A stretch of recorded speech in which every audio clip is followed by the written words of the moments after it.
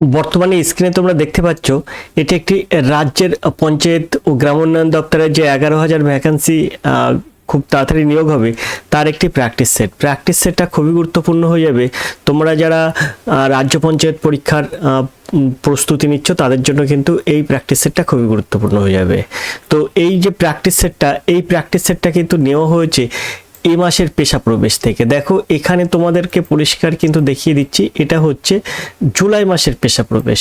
এই জুলাই মাসের পেশা প্রবেশ থেকে দেখো ভারতীয় রেলে গ্রুপ ডি 22,195 গ্রুপ ডির একটা প্র্যাকটিস সেট দিয়েছে, রাজ্যের পঞ্চায়েত দপ্তরের একটা প্র্যাকটিস সেট দিয়েছে, রেলের অ্যাসিস্ট্যান্ট লোকো পাইলটের একটা প্র্যাকটিস সেট দিয়েছে, তারপর মিসলেনিয়াসের প্র্যাকটিস সেট দিয়েছে, তারপরে স্টাফ সিলেকশনের একটা প্র্যাকটিস সেট দিয়েছে, তারপরে আছে কারেন্ট অ্যাফেয়ার্স ইত্যাদি ইত্যাদি, কিন্তু প্রত্যেকটা প্র্যাকটিস সেট এখানে আছে। আর এই বইটা সম্পূর্ণ পেয়ে যাবে কিন্তু আমাদের এই চ্যানেলে যোগাযোগ করলে অবশ্যই বইটা সম্পূর্ণ পেয়ে যাবে। তো যদি বইটা পেতে চাও তাহলে অবশ্যই তোমরা কমেন্ট করবে এবং কিভাবে পাবে সেটা আমি বলে দেবো। এছাড়াও আজকে আমরা এই রাজ্যের পঞ্চায়েত গ্রাম উন্নয়ন দপ্তরে 11,000 যে ভ্যাকান্সি নিয়োগ হতে চলেছে সেটার প্র্যাকটিস সেট আমরা এই ক্লাসে সমাধান করব। চলো আমরা সরাসরি মূল প্র্যাকটিস সেটে চলে যাই। তো দেখো আমরা মূল প্র্যাকটিস সেটে চলে এসেছি। এখানে লেখা আছে রাজ্যের পঞ্চায়েত ও গ্রাম উন্নয়ন দপ্তরে 11,000 নিয়োগ, চাকরি পরীক্ষা নমুনা প্রশ্ন উত্তর। এখানে দেখো পরিষ্কার করে কিন্তু লেখা আছে। তো আমরা এই প্র্যাকটিস সেট থেকে কিন্তু সমাধান করব। তবে একটা কথা বলে রাখি, এখানে যেহেতু channel math tricks by Raju, তো আমরা কিন্তু সরাসরি কি করব, একদম অঙ্ক প্রশ্নে চলে যাব, অর্থাৎ এই প্র্যাকটিস সেট থেকে অঙ্ক প্রশ্নের সমাধান করব। প্র্যাকটিস সেটের 51 দাগ থেকে কিন্তু অঙ্ক প্রশ্ন দেওয়া আছে। তো 51 এর অঙ্ক আমরা দেখব। 51 দাগের অঙ্ক আছে, দেখো দুটি সংখ্যার অনুপাত 4:5, তাদের গসাগু 5 হলে সংখ্যা দুটির লসাগু কত? তোমরা একটা সূত্র মনে রাখবে, লসাগু সমান সমান সংখ্যা দুটির গুণফল, সংখ্যা এ দুটির গুণফল বাই গসাগু। এই সূত্রটা তোমরা সবসময় মনে রাখবে। গসাগু, এটা লসাগু সমান সংখ্যা দুটির গুণফল বাই গসাগু। আর যদি তোমার বলতো গসাগু কত, তাহলেও গসাগুটা এই জায়গায় চলে যেত লসাগুর জায়গায়, তখন লসাগুটা কিন্তু এই গসাগুর এই জায়গাটায় চলে আসতো এর নিচে। ঠিক আছে, এবার দেখো তুমি এটা কিভাবে সহজে সমাধান করবে। যেহেতু বলেছে গসাগু বলেছে 5, তো এই সংখ্যা দুটির গসাগু কত? 4 আর 5-এর মধ্যে কাটাকুটি যায় না, তাই গসাগু কিন্তু 1 হয়। তাহলে আমরা কি বলবো, 1 সমান 5। ঠিক আছে, তো তাহলে 1 সমান 5 হলে এই 4 সমান কত? 4 × 5 = 20। তাহলে 20 একটা সংখ্যা, আর একটা সংখ্যা কত? 1 সমান 5, তাহলে 5 সমান কত? 25। ওকে, তাহলে এই লসাগু আমাকে বার করতে বলেছে, তাই কি বলেছে, সংখ্যা দুটির গুণফল। তার সংখ্যা একটা 20 একটা 25 কিন্তু বেরিয়ে গেল, তার গুণফল আমরা এখানে নিচে দিয়ে দিলাম বাই গসাগু। গসাগু কত? গসাগু তো এখানে 5 বলেই দিয়েছে, তাই 5টা আমরা এখানে দিয়ে দিলাম। এই 5 আর এই 20 কাটলে 4 হবে, 4 × 25 = 100 হবে। তাহলে আমরা কত পাচ্ছি? লসাগু 100। আশা করি তোমরা বুঝতে পেরেছো। এইভাবে কিন্তু অঙ্ক সহজে সমাধান করা যায়। এছাড়া তুমি আরেকটা প্রকারের সমাধান করতে পারো। দেখো এই 4:5 দেওয়া আছে, তো এদের গসাগু কত? এদের গসাগু তুমি পাচ্ছ 1, আর এখানে বলছে না গসাগু 5, তাহলে তুমি পাচ্ছ 1 সমান কত? 5।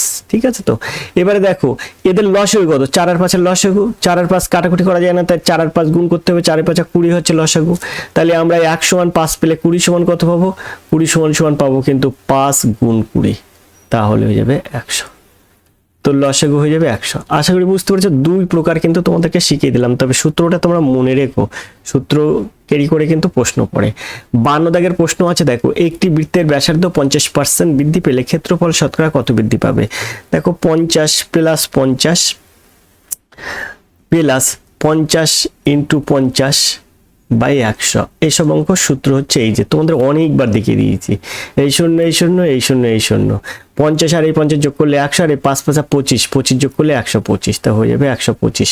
তো 125% কিন্তু বৃদ্ধি পাবে, অর্থাৎ তোমার এর দাগ হবে কিন্তু সঠিক উত্তর। আশা করি তোমরা বুঝতে পেরেছো। পঞ্চায়েত পরীক্ষার ঠিক যে টাইপের অঙ্ক পড়বে সেই টাইপের অঙ্ক কিন্তু এখানে দেওয়া আছে। 53 দাগের অঙ্ক আছে, দেখো বার্ষিক 8% সরল সুদে কত বছরে সুদে আসলে 3 গুণ হবে? 3 গুণ থাকলে আমি কি বলেছি, যে কগুণ থাকবে তার 1 কমই দেবে।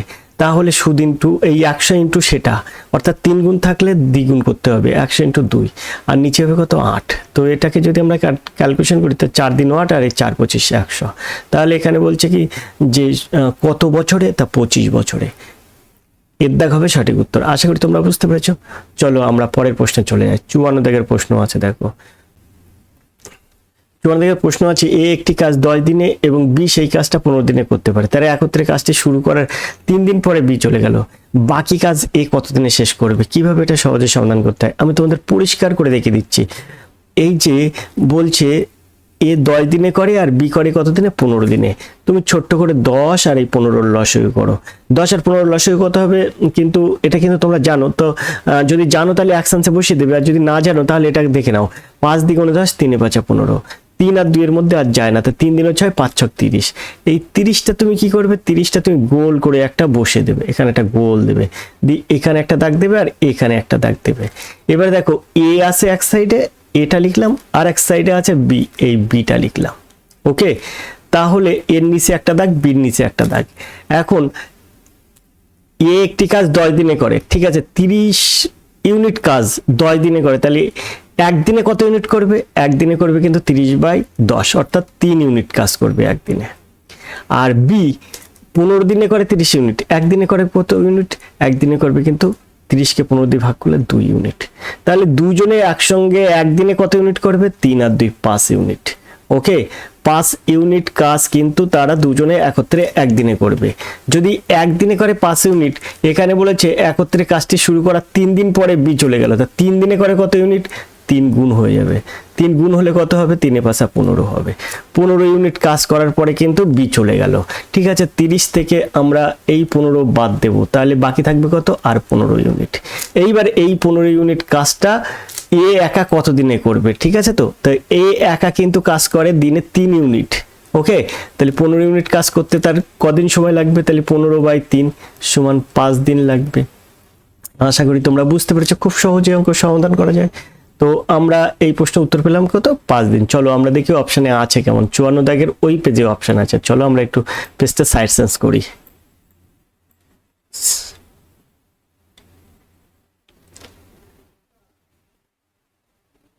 তো দেখো এখানে প্রথমেই কিন্তু আছে এর অপশন 5 দিন, তাই 5 দিন হবে সঠিক উত্তর।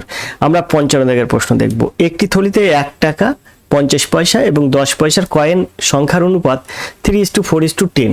থলিতে মোট 102 টাকা থাকলে 10 পয়সার কয়েন কটি? মনে রাখবে এখানে কিন্তু এই জায়গাটাই মেন পয়েন্ট, 3:4:5 এখানে কয়েনের সংখ্যার অনুপাত দেওয়া আছে, মূল্য দেওয়া নেই কিন্তু, তা তোমার মূল্যে পরিণত করতে হবে। যদি মূল্য দেওয়া থাকতো তাহলে কিন্তু অঙ্কটা আরো সহজ হয়ে যেত, মূল্যের অনুপাত দেওয়া থাকলে। ঠিক আছে, যেহেতু এটা মূল্যের অনুপাত নেই তাই তোমার মূল্যটা বার করতে হবে। কেন মূল্যটা বার করতে হবে? কারণ এখানে বলছে 102 টাকা আছে মোট থলিতে, তাই মূল্যটা বার করতে হবে ওই সংখ্যার অনুপাত থেকে।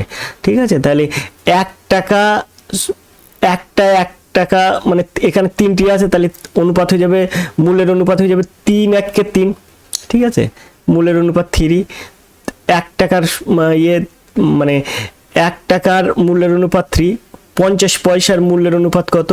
তাহলে এখানে দুটো 50 পয়সা মিলে 1 টাকা হয়, তাহলে এখানে 4কে 2 দিয়ে ভাগ করতে হবে, তাহলে 2, তাহলে 50 পয়সা 2, মূল্যের অনুপাত 2। আর এখানে 10 পয়সা, তাহলে 10 পয়সা আছে 10টি, তা 1 টাকা সমান 10টা 10 পয়সা, তাহলে 10কে তুমি 10 দিয়ে ভাগ করলে 1 হবে। তাহলে এখানে হচ্ছে কত? 3:2:1। আমরা যদি এইগুলো যোগ করি তাহলে 3 আর 2 5 রেখে 6 টাকা হয়ে যাবে। এখন মূল্যের অনুপাত হলো 3:2:1। এখন এখানে বলছে থলিতে মোট 102 টাকা থাকলে 10 পয়সার সংখ্যা কত? 10 পয়সা আছে কিন্তু এখানে 1, তাহলে এখানে 102 ইন্টু কত? 1/6 অনুপাত দিয়ে কিন্তু আমরা ভাগ করে দিলাম। তাহলে এখানে 6 17 102, তাহলে আমরা পেয়ে গেলাম কত? 17 টাকা। 17 1 17 টাকা। 10 পয়সা আছে কিন্তু 10 পয়সার যে মূল্য দাঁড়াচ্ছে সেই মূল্য হচ্ছে 17 টাকা। এখন মূল্য 17 টাকা কিন্তু বলেছে 10 পয়সার কয়েন কটি আছে, তাই 1 টাকা সমান 10টা 10 পয়সা, তাহলে 17 টাকা সমান কটা 10 পয়সা? তাহলে 10 দিয়ে গুণ করবো, তাহলে হয়ে যাবে 170। তাই 170টি কিন্তু 10 পয়সা থাকবে, অর্থাৎ এর দাগ হবে সঠিক উত্তর। কত সুন্দরভাবে সহজে সমাধান করা যায়। দেখো অঙ্ক যত তুমি ভালোভাবে করতে পারবে ততই কিন্তু অঙ্ক তাড়াতাড়ি নামাতে পারবে। মনে রাখবে এখানে যে টাইপের অঙ্ক পড়ে ওখানেও সেই টাইপের অঙ্ক পড়ে, তোমরা করতে পারো না কেন? কারণ হচ্ছে প্র্যাকটিসের অভাব, এই জন্য তুমি কিন্তু সেই জায়গাটায় সমাধান করতে পারো না। তো আমরা 56 দাগের প্রশ্ন দেখব। একটি ক্লাসে 30 জন ছাত্রের গড় বয়স 15 বছর। যদি শিক্ষকের বয়স যোগ করা হয় তবে গড় বয়স 1 বছর বৃদ্ধি পায়। শিক্ষকের বয়স কত? কিছু না, তুমি প্রথমে 30 জন ছাত্রের মোট বয়স বার করো, 30 আর 15 গুণ করো, 450 হয়ে যাবে। এবার তুমি কি করবে, এবারে তোমার একজন শিক্ষক যখন যোগ হয়ে গেল, তাহলে 30 জন ছাত্রের সঙ্গে একজন শিক্ষক যোগ করলে কত হয়? 31 জন মোট ব্যক্তি হয়। এবার বলছে গড় বয়স কত হচ্ছে? 1 বছর বৃদ্ধি পায়। আগে ছিল কত? 15, তার সঙ্গে 1 বৃদ্ধি পায়, তাহলে 16। তাদের 31 জনের মোট বয়স কত হবে? তাহলে 16 একে 16, 6 হাতে 1, 3 16 48 আর 1 49, অর্থাৎ 496। এখন আগে মোট ছিল 450 আর এখন হয়েছে 496। তো তুমি এটা বিয়োগ করো, অর্থাৎ 496 থেকে কি করবে? 496 থেকে তুমি বিয়োগ করবে কত? 450। তাহলে এখানে 6 বসে গেল, 5 আর কত হলে 9, 5 আর 4 হলে 9, অর্থাৎ 46 বছর। দেখো এর দাগ হবে সঠিক উত্তর। আশা করি তোমরা বুঝতে পেরেছো। এইভাবে কিন্তু এই অঙ্ক সহজেই সমাধান করা যায়। আমরা 57 দাগের প্রশ্ন দেখব। প্রশ্ন আছে 100 টাকায় 11টি লেবু কিনে 100 টাকায় 9টি লেবু বিক্রি করলে শতকরা কত লাভ বা ক্ষতি হবে? তাহলে 11টিতে 9টি, তার মানে 2টি কিন্তু এখানে লাভ হচ্ছে। তাহলে তোমার কি হবে? 9টিতে 2টি লাভ হয়, তার মানে 2/9 × 100। ব্যাস, উত্তর কিন্তু হয়ে গেল। তো এটার সাথে এটা যদি কাটাকুটি করি তাহলে 11.11 হয়, আর এটা যদি আমরা ক্যালকুলেশন করি তাহলে 22.22 হয়। আশা করি বুঝতে পেরেছো। তাহলে এখানে এর দাগ হবে সঠিক উত্তর, 22.22% লাভ হবে, ক্ষতি হবে না কিন্তু।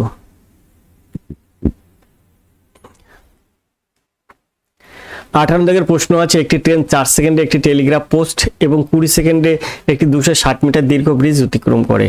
ট্রেনের গতিবেগ তোমাকে নির্ণয় করতে হবে। কিছু না, 60 সেকেন্ড আর 20 সেকেন্ডে সবসময় মনে রাখবে টেলিগ্রাফ পোস্ট করা অতিক্রম করা মানেই হচ্ছে তোমার ট্রেনের নিজের দৈর্ঘ্য অতিক্রম করা। তখন কিন্তু ট্রেনের দৈর্ঘ্য বেড়ে যাবে যদি 4 সেকেন্ডে তুমি যদি বার করতে পারো। ঠিক আছে? তো এখন তোমার এখানে বলেছে 4 সেকেন্ড আর 20 সেকেন্ডে 260 মিটার দীর্ঘ ব্রিজ অতিক্রম করে। এই দীর্ঘ ব্রিজ অতিক্রম করার মধ্যেই কিন্তু তোমার ট্রেনের দৈর্ঘ্যের সঙ্গে ব্রিজের দৈর্ঘ্য আছে, এই জন্য এখান থেকে কিন্তু একটু প্রবলেম থাকে।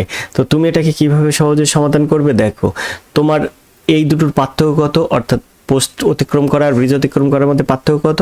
সময়ের 20 বিয়োগ 4, তার মানে 16। তাহলে 16 সেকেন্ড। তাহলে 260কে আমি কি করব? 260কে আমরা 16 দিয়ে ভাগ করব, যেটা হলো এটাকে আমরা 18/5 দিয়ে গুণ করে দেবো। তাহলে গতিবেগটা আমরা সহজে কিমি পার ঘন্টায় প্রকাশ করতে পারবো। ঠিক আছে? তো এখানে আমরা ক্যালকুলেশন করছি 9 দ্বিগুণে 18, 9 পাচ্ছি, 8 দ্বিগুণে 16 পাচ্ছি। ঠিক আছে? আর এখান থেকে আমরা কি পাচ্ছি? এখানে 5 × 5 = 25 আর 1 দাও 26, 5 × 10 পাচ্ছি, অর্থাৎ 52। এখানে আমরা 4 দ্বিগুণে 8 পাচ্ছি, আর এখানে 4 তেরম 52 পাচ্ছি। 9 তেরম কত পাচ্ছি? 117 পাচ্ছি। 117/2 সমান কত? তো 85.5। তো এটা কিন্তু সঠিক উত্তর হবে 85.5 ঘন্টা। আশা করি তোমরা বুঝতে পেরেছো। এর দাগ হবে কিন্তু সঠিক উত্তর। এইভাবে কিন্তু এই অঙ্কগুলো সহজেই সমাধান করা যায়। আমরা 59-এর প্রশ্নে চলে যাব। দেখো কিভাবে তোমাদের প্রত্যেকটা অঙ্ক সমাধান করে দিচ্ছি। 59-এর অঙ্ক আছে, দেখো দুটি সংখ্যার যোগফল ও বিয়োগফলের অনুপাত যথাক্রমে 5:1 হলে সংখ্যা দুটির অনুপাত কত হবে? সুন্দরভাবে তোমাদের সমাধান করে দেবো। যেহেতু সংখ্যা দুটির মানে যোগফল বিয়োগফলের অনুপাত বলছে 5:1, তাহলে তুমি এখান থেকে কী করবে? 5 আর 1 যোগ করবে। 5 আর 1 যোগ করলে কত হবে? 6/2। আর 5 আর 1 বিয়োগ করবে, 4/2। তাহলে এখান থেকে বেরোচ্ছে কত? এখান থেকে বেরোচ্ছে 3, আর এখান থেকে বেরোচ্ছে কত? এখান থেকে বেরোচ্ছে 2। 2 × 4, তাহলে এখানে 3:2। আশা করি তোমরা বুঝতে পেরেছো। তো 3:2 ডির দাগ। এইভাবে কিন্তু এই অঙ্ক সহজেই সমাধান করা হয়। দেখো আমি পারছি, তুমি পারবে না এরকম কথা না, তোমরাও পারবে, শুধু প্র্যাকটিস করতে হবে, ক্লাস করতে হবে। তার জন্য ক্লাস না করলে তোমরা কিন্তু কিছু করতে পারবে না। কবে সেই রেজাল্ট, কবে সেই পঞ্চায়েত অফিস, কবে সেই পঞ্চায়েতে ফর্ম বেরোবে, তার জন্য তোমরা ক্লাস করবে না, এখন থেকে শুরু করো। তাহলে তুমি কিন্তু সেই সময়টাই ভালো সময় পাবে বা সুযোগ পাবে। ওকে, একবার চলে গেলে কিন্তু, সময় চলে গেলে আর কিন্তু ফিরতে তোমরা পাবে না। 3টি সংখ্যার অনুপাত 3:4:5, তাদের লসাগু 2400 হলে সংখ্যাগুলির গসাগু কত? 3, 4, 5 এদের মধ্যে ভাঙানো যায় না। দেখো গসাগু 1। ঠিক আছে? তো এই যে এদের লসাগু কত হবে? এদের লসাগু, এখানে লসাগু বলে 2400, আর এদের লসাগু কত হবে? 3, 4, 5 যেহেতু ভাঙানো যায় না, তাই এটা গুণ করতে হয়। 3, 4 12 5 বরং 60 হয় লসাগু। তাহলে আমরা বলতে পারবো 60 সমান সমান আমাদের লসাগু হচ্ছে 60, তাহলে 60 আর ওদের লসাগু হচ্ছে না 2400, তাহলে 60 সমান সমান আমরা বলতে পারি 2400। 1 সমান সমান কত? 1 সমান সমান এই 60টা ভাগ হয়ে যাবে এখানে, এই 0 এই 0 আর এখানে হয়ে যাবে 40। তাহলে যদি আমাদের মানে 1 সমান 40 বেরায়, তাহলে আমরা গসাগুটা বলতে পারি একদম খুব সহজে, কারণ প্রথমেই আমি বলে দিয়েছি 3 4 5 এর গসাগু কত, 3 4 5 এর গসাগু 1, তাহলে 1 সমান আমরা বেরোচ্ছে 40, তাহলে গসাগু আমাদের 40 বলতে পারি, আমরা বলতে পারি 1 সমান সমান 40, তাহলে এর দাগ হবে সঠিক উত্তর। এইভাবে কিন্তু অঙ্ক সহজে সমাধান করা যায়। এছাড়াও কিন্তু প্রথমে 1 এর দাগের যে নিয়মটা শিখেছিলাম সেভাবেও কিন্তু সমাধান করা যায় সূত্রের সাহায্যে। 61 দাগের প্রশ্ন আছে, দেখো এক ব্যক্তি স্রোতের অনুকূলে নৌকায় 4 ঘন্টায় 24 কিলোমিটার যায়, স্রোতের প্রতিকূলে একই দূরত্ব অতিক্রম করতে 6 ঘন্টা সময় নেয়, স্থির জলে নৌকার বেগ কত? কিছু না। 4 ঘন্টায় 24 কিমি যায় মানে তাদের গতিবেগ বার করো, 24/4, তাহলে এখানে কত হবে? 6 কিমি পার আওয়ার গতিবেগ। এখানে 6 ঘন্টায় যাচ্ছে, তাহলে 24/6, তার মানে এখানে 4 কিমি পার আওয়ার ওদের গতিবেগ। যখন সে অনুকূলে যাতে গতিবেগ 6 কিমি পার আওয়ার, যখন প্রতিকূলে আসছে তখন 4 কিমি পার আওয়ার। যেহেতু স্থির জলে নৌকার গতিবেগ চেয়েছে, তাই তুমি এটা কি করবে? এই দুটো যোগ করবে, অর্থাৎ 6 আর 4 যোগ করবে, ঠিক আছে? 6 আর 4 যোগ করলে কত হয়? 6 আর 4 যোগ করলে হয় কিন্তু 10, 10কে 2 দিয়ে ভাগ করবে, ব্যাস তোমাদের স্থির জলে নৌকার গতিবেগ বেরিয়ে গেল 5 কিমি পার ঘন্টা। এটা কিন্তু সবসময় 2 দিয়ে ভাগ হয়, অনুকূল যোগ প্রতিকূল বাই 2, এইটা হচ্ছে সূত্র। অনু যোগ প্রতি বাই 2। আমরা অনুর গতিবেগ বের করেছি 6 কিমি, আর প্রতির গতিবেগ বার করেছি 4 কিমি, যোগ করেছি 10/2 = 5।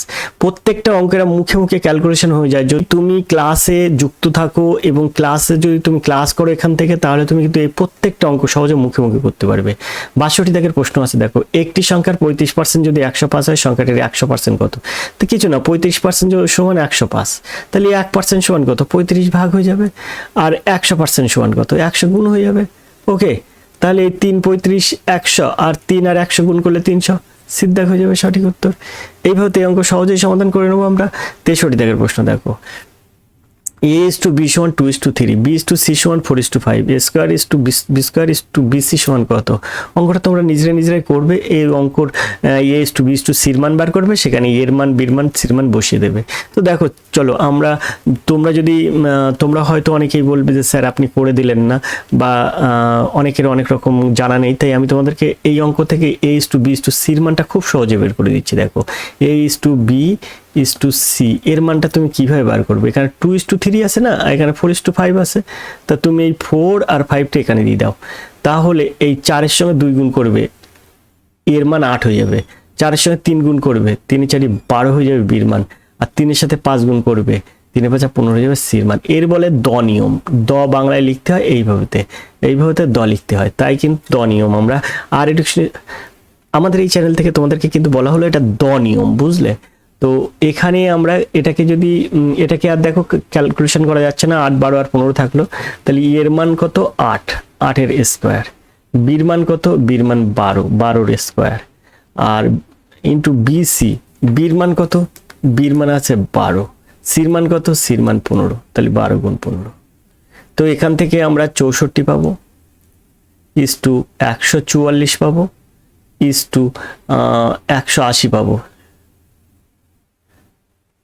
আশা করি বুঝতে পেরেছো। আর এইটা যদি কাটাকুটি করি, ক্যালকুলেশন করি, তাহলে 16:36:45 পাবো। অর্থাৎ এখানে কিন্তু এর দাগ হবে সঠিক উত্তর। এটা যদি আমরা 4 দিয়ে কাটি, 4 × 64, 4 × 36 144, আর 4 × 45 180, ঠিক আছে? তো আমরা এর দাগের সঠিক উত্তর হবে। তো আমরা চলে যাবো পরের প্রশ্ন দেখবো কি আছে। 64 দাগের প্রশ্ন আছে, দেখো একটি সমবাহু ত্রিভুজের বাহুর দৈর্ঘ্য 4 সেমি হলে তার ক্ষেত্রফল কত? খুব সুন্দরভাবে সহজে সমাধান করো। √3/4 এর সূত্র √3/4 × বাহু স্কয়ার মানে 4, 4 × 4, একটা 4 একটা 4 কেটে গেল, তাহলে 4√3। দেখো এটা সূত্র জানলে এগুলো কিন্তু সহজেই সমাধান করা যায়। আর এরকম অঙ্ক পড়বে, কিন্তু তোমরা করতে পারবে না। কেন পারবে না? সূত্র জানো না, বা এই সম্বন্ধে তোমরা অনেকটা উইক আছো, এই জন্য কিন্তু এসব অঙ্ক তোমরা করতে পারো না। বার্ষিক 5% চক্রবৃদ্ধি সুদের হারে 20,000 টাকা 2 বছরের সুদ কত? দেখো একদম সহজেই তোমাদের সমাধান করে দেবো। 5% কথার অর্থ কি? 105/100। ঠিক আছে, তো এটা কিন্তু চক্রবৃদ্ধি সুদের ক্ষেত্রে কিন্তু 5 টাকা সুদ 100 টাকার 1 বছরের এখানে। এবার চক্রবৃদ্ধি সুদ যেহেতু 2 বছরে, তাহলে এটাকে যদি আমরা ক্যালকুলেশন করি তাহলে এখানে পাবো 21, 5 দিয়ে কাটলে এখানে পাবো 20, তাহলে 21/20 এটা 2 বছর যদি করি তাহলে হয়ে যাবে কিন্তু 441/400, এটা আমরা পেয়ে যাচ্ছি। এখন দেখো, এখন তোমার এখানে কি বলেছে? এখানে বলেছে সুদ কত হবে। তো 400 টাকার সুদে আসলে হয়েছে 441 টাকা, তাহলে সুদ কত? সুদ হচ্ছে 41 টাকা, আর নিচে হচ্ছে আসল 400 টাকা। 400 টাকা 2 বছর চক্রবৃদ্ধি সুদ হচ্ছে 41 টাকা। এখন তোমার এখান থেকে এই 5% সুদের থেকে কিন্তু আমরা বার করলাম 400 টাকার 2 বছরের সুদ 41 টাকা, তাহলে 20,000 টাকার ক্ষেত্রে আমরা কি করব? আমরা 20,000 টাকা গুণ করে দেবো। ওকে, তাহলে আমরা এখান থেকে এই দুটো শূন্য পাবো, এই দুটো শূন্য পাবো, গুণ করে দেবো, আর এটাকে 4 আর এই 2 কাটলে হয়ে যাবে 50, 50 আর 41 যদি আমরা ক্যালকুলেশন করি তাহলে এখানে পেয়ে যাবো 20, 50। আশা করি তোমরা বুঝতে পেরেছো। এর দেখা হবে সঠিক উত্তর। সহজে প্রত্যেকটা অঙ্ক সহজে নিমেষে সমাধান হয়ে যাবে। 66 দাগের অঙ্ক দেখো, 12 জন শ্রমিক একটি রাস্তা 10 দিনে করতে পারে। কাজ শুরু করার 2 দিন পরে আরও 3 জন শ্রমিক কাজে যোগ দিল, কাজ কত দিনে শেষ হবে? তাহলে শ্রমিক কজন? 12 জন। এরা কাজ করছিল কত দিনে? 10 দিনে, কিন্তু 2 দিন চলে গেছে, মানে ওই 12 জনের 8 দিনে করার কথা ছিল, তাহলে 8 দিনে করবে, কিন্তু ওই সময় দেখো 3 জন শ্রমিক নিযুক্ত হয়েছে, তাহলে 12 আর 3 কত হয়? 15, তাই 15 দিয়ে ভাগ হয়ে গেল। আশা করি তোমরা বুঝতে পেরেছো। আমরা এটাকে ক্যালকুলেশন করলে কি পাবো? এখানে পাবো 3 এ 4 12, 3 5 15, 4 8 কত হয়? 32, আর 5টা বসে গেল, তা 5 6 30, 30 আর 2 32, 6.4 হয়। তা 6.4, এখানে দেখো দশমিক নেই, কিংবা পূর্ণ সংখ্যায় 6 পূর্ণ 4/5 এরকম একটা থাকা উচিত ছিল, কিন্তু সেটা নেই, তাই এখান থেকে কাছাকাছি সংখ্যা কিন্তু 6 দিন, তাই এর দাগ হবে কিন্তু সঠিক উত্তর। আশা করি তোমরা বুঝতে পেরেছো। 6 দিন লাগছে, তার সঙ্গে একটু বেশি দিন লাগছে, 6 পূর্ণ 4/5 দিন বা এরকম একটা বিষয়, বা 6.4 দিন এরকম একটা বিষয়। তো সেই ক্ষেত্রে আমরা 6 দিন পর্যন্ত নিতে পারি, এর দাগ করতে পারি এখানে সঠিক উত্তর। 67 দাগের প্রশ্ন আছে দেখো, 67 দাগের প্রশ্ন আছে, একটি আয়তাকার মাঠের দৈর্ঘ্য প্রস্থের অনুপাত 3:2, মাঠের পরিধি 160 মিটার হলে মাঠের ক্ষেত্রফল কত? এখান থেকে আমরা পরিধি নির্ণয় করব। আয়তাকার মাঠের পরিধির সূত্র কি? 2 × দৈর্ঘ্য প্লাস প্রস্থ। তো দৈর্ঘ্য 3 আর প্রস্থ 2, তাহলে 3 আর 2 5, তাহলে 2 × দৈর্ঘ্য প্লাস প্রস্থ, তাহলে 5 এর সঙ্গে 2 গুণ করব, 2 × কি হয়? দৈর্ঘ্য প্লাস প্রস্থ। তো দৈর্ঘ্য কত? দৈর্ঘ্য 3, প্রস্থ 2, তাহলে এই দুটো যোগ করলে 5, আর 5 এর সঙ্গে এই 2টা গুণ করবো, 5 × 10। আশা করি বুঝতে পেরেছো। তাহলে আমরা পরিধি পাচ্ছি 10, ওরা বলছে না পরিধি 160, তাহলে আমি বলতে পারি 10 = 160। তা 10 = 160 হলে 1 = কত? 1 = 10টা নিচে বসে যায়, তাহলে এখানে এই শূন্য, তাহলে 16, 1 = 16 পাচ্ছি। তাহলে 1 = 16 পেয়েছি, তাহলে 1 = 16, 3 = কত? 3 × 48, আর 2 = কত? 1 = 16 হলে 2 = 32। তাহলে আমরা দৈর্ঘ্য পেলাম 48 আর প্রস্থ পেলাম 32। এখন বলেছে কি? এখন বলেছে যে এই মানে ক্ষেত্রফল কত? তার দৈর্ঘ্য 48 আর 32 যদি প্রস্থ হয়, তার ক্ষেত্রফলের সূত্র দৈর্ঘ্য গুণ প্রস্থ। তাহলে 48 আর 32 আমরা কি করব? 48 আর 32 আমরা গুণ করে দেবো। তাহলে 48 আর 32 যদি গুণ করি তাহলে কত হয়? 48 আর 32 গুণ করলে হয়ে যায় কিন্তু 1536, অর্থাৎ 15 3 6। আশা করি তোমরা বুঝতে পেরেছো, তাই বিদ্যাগ হবে কিন্তু সঠিক উত্তর। এইভাবে কিন্তু এই অঙ্ক সহজেই সমাধান করা যায়। 68 থেকে অঙ্ক আছে দেখো, একটি টেবিল 25% লাভে বিক্রি করা হলে যদি টেবিলটির বিক্রয় মূল্য 125 টাকা বৃদ্ধি পেত, তবে লাভের হার হতো 30%, টেবিলটির ক্রয় মূল্য কত? দেখো এই অঙ্কটা কিভাবে একদম নিমেষে তুমি সমাধান করবে, এক লাইনে এরকম যেগুলো অঙ্ক দেখিয়ে দিচ্ছে ঠিক এইভাবে নিমেষে সমাধান করবে কিভাবে, তা যদি দেখতে হয় তাহলে পরবর্তী ক্লাসের জন্য অবশ্যই তোমার নজরে রাখতে হবে। এছাড়াও তোমরা যদি করতে পারো এই প্রশ্নের কমেন্টটা অবশ্যই তোমরা করবে। এর আমরা অপশান দেখালাম না, এই প্রশ্নের উত্তর কত হবে অবশ্যই কমেন্ট করবে। তোমাদের একটা কথা বলে রাখি, এই 68 দাগের পরের যে অঙ্কগুলো আছে, এছাড়া তারপরে যে জেনারেল স্টাডিজ আছে এবং এর আগে ইংরেজি আছে, প্লাস তোমার বাংলা থেকে প্রশ্ন আছে। যদি তোমার এই অঙ্কগুলোর ক্লাসটি যদি ভালো রকম সবাই দেখো, তাহলে কিন্তু আমি পরবর্তী অঙ্কের ক্লাস নিয়ে আসবো। এছাড়াও কিন্তু এখনো পর্যন্ত জুলাই মাসের সাফল্য আছে, কর্মক্ষেত্র, কর্মসংস্থান, এগুলো কিন্তু এই চ্যানেলে আছে, তো সেগুলোও কিন্তু নিয়ে আসবো। যদি তুমি এই ক্লাসটা ভালোভাবে এই ক্লাসটা যদি ভিউজ আসে, তবেই কিন্তু আমি পরবর্তী ক্লাসগুলো নিয়ে আসবো। তো আজকে ক্লাসে আমি এই পর্যন্ত রাখছি, দেখা হবে পরে ক্লাসে। তোমাদেরকে সবাইকে শুভেচ্ছা জানাই, ভালো থেকো, সুস্থ থেকো।